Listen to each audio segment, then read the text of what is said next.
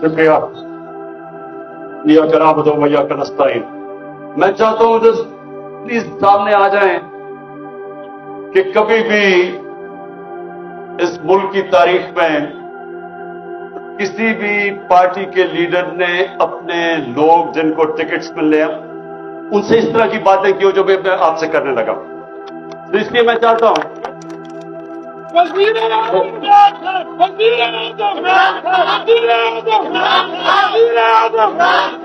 اور اس لیے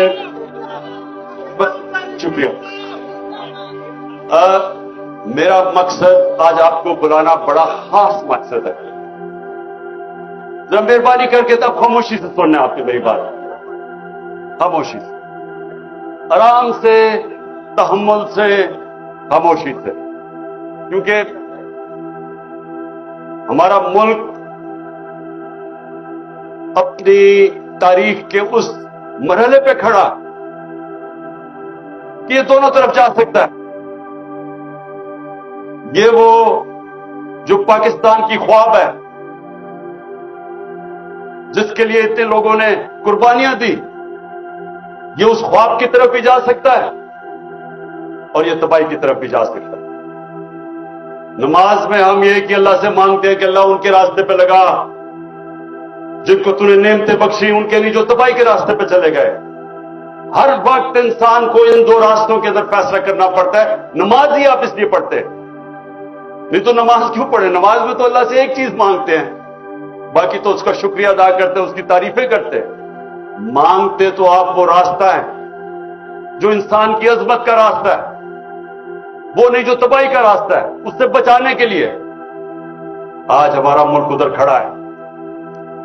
یہ یاد رکھیں کہ آنے والی اس ملک کی نسلیں اگر آپ اس جدوجہد میں کامیاب ہو گئے تو وہ آپ کو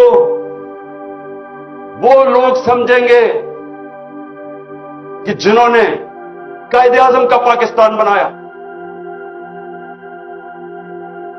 اور اس لیے آپ کی یہ جو وقت ہے اس کی اہمیت آپ نے اب پہچاننی. میں نے اس لیے آپ کو آج یہاں بلایا کہ عموماً تو پارٹیز ہم سب کے سامنے کیا ہوتا ہے, ہماری کوشش ہوتی ہے کہ میں الیکشن جیت جاؤں, اس کے بعد الیکشن جیت کے میں اپنا ڈپٹی کمشنر, اپنا تھانے دار رکھوا لوں, پٹواری. اس کے بعد کوشش ہوتی ہے شاید وزیر بن جاؤں. وزیر بن کے سوچتا ہوں میرے لیے کیا بہتری ہے, میں اپنے آپ کو بہتر کیسے کر سکتا ہوں. اپنے حلقے کا سوچوں, ڈیولپمنٹ فنڈ لگاؤں تاکہ میں اگلا الیکشن جیت جاؤں. پاکستان کی تو یہ سیاست رہی ہے. میرے 26 سال میں ہمیشہ دیکھتا رہا کہ ہماری کیوں نہیں لوگوں کو سمجھ آتی کہ ہم کیوں پیچھے رہ گئے, دنیا آگے چلی گئی ہے. میں نے 26 سال میں کیا دیکھا کہ ہندوستان ہماری آنکھوں کے سامنے آگے نکلا. 80 کی دہائی تک میں جب ہندوستان میچ کھیل کے آتا تھا پاکستان تو لگتا تھا ایک غریب ترین ملک سے میں امیر ملک میں آ گیا ہوں. 90 کی دہائی میں اپنی آنکھوں کے سامنے ان کو آگے نکلتے دیکھا. لیکن جو سب سے تکلیف دہ چیز ہمارے لیے ہونی چاہیے کہ بنگلہ دیش, جب وہ بنگلہ دیش بنا تھا مجھے ابھی بھی یاد ہے, کہتے تھے جی دیکھیں شکر ہے علیحدہ ہوا, ہمارے اوپر بوجھ تھا. آج بنگلہ دیش آگے نکل گیا تو اور جدھر انہوں نے پہنچا دیا پاکستان. یہ وقت ہے آپ سب کے اوپر اللہ نے بڑی ذمہ داری لگائی. اس وقت پہ اگر ہم صحیح معنی میں جدوجہد کر گئے تو یہ ہم اب ملک کو نکال دیں گے, کیونکہ اللہ کا سب سے بڑا کرم ملک پہ ہو گیا ہے کہ ان پاکستانیوں میں شعور پیدا ہو گیا ہے, جاگ گئی ہے قوم. میں پہلے جو میں ابھی جو بات کرنے لگا ہوں, سب سے پہلے میں یہ جو یہاں گھر میں پچھلے 40 گھنٹے جو میں دیکھا ہے اس گھر کے اوپر جس طرح کا حملہ کیا گیا ہے, تو میں کئی دفعہ سوچ رہا تھا کہ دیکھیں اتنی زیادہ فوج بلا لی یہاں, یعنی ہزاروں لوگ پہنچ گئے, فوجی پولیس والے, रेंजर पहुंच गए और ये मेरे घर पे ऐसा हमला हुआ कि मैं समझा मैं कोई दुनिया का सबसे बड़ा दहशतगर्द बैठा हुआ हूं। यानी आर्मर्ड कार मंगवा ली। आर्मर्ड कार, सोचे कि एक पॉलिटिकल आदमी है, 50 साल से कौम मुझे जानती है, 50 साल से मुझे जानते, किसी और पाकिस्तानी को इतना देर से नहीं जानते। एक दफा मुझे कोई बताए कि मैंने कभी कानून तोड़ा हो। इस मुल्क में अवाम उस आदमी को सबसे ज्यादा पाकिस्तान की तारीख में पैसा देती है, चंदा देती है, मुझे देती है।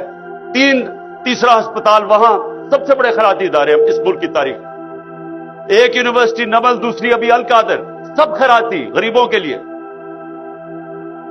और जो सबसे बड़ी पॉलिटिकल पार्टी का हेड हो, उसको फौज पकड़ने आ जाती है लोगों की, ये पुलिस की और रेंजर्स की। जुर्म क्या आता था कि पहले सब समझ जाए कि प्रोपेगेंडा हो रहा है और असल क्या है। जुर्म यह था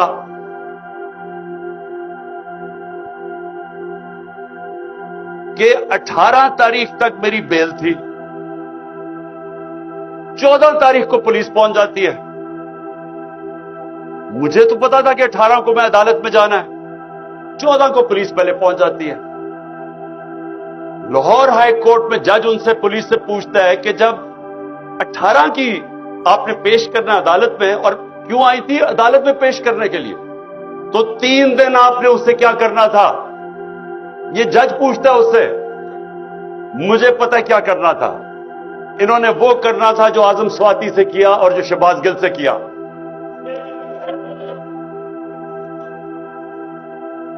और जो बदतरीन इस मुल्क की तारीख का, जो मेरी जिंदगी में मैंने ऐसा वाकया नहीं देखा, जो इन्होंने उस दरवेश, उस मलंग दिल्ले शाह से जो इन्होंने किया। यानी मैं तो सोचता हूं इन लोगों को खौफ खुदा नहीं है कि एक ऐसा आदमी जो जिसने कभी जिंदगी में स्वाय प्यार के उसकी जिंदगी में था ही कुछ नहीं, उसके ऊपर जो तशद्दुद किया गया। सिर्फ आप पोस्टमार्टम रिपोर्ट देख लें उसकी कि उस आदमी, उस बेचारे दरवेश से इन्होंने किया क्या।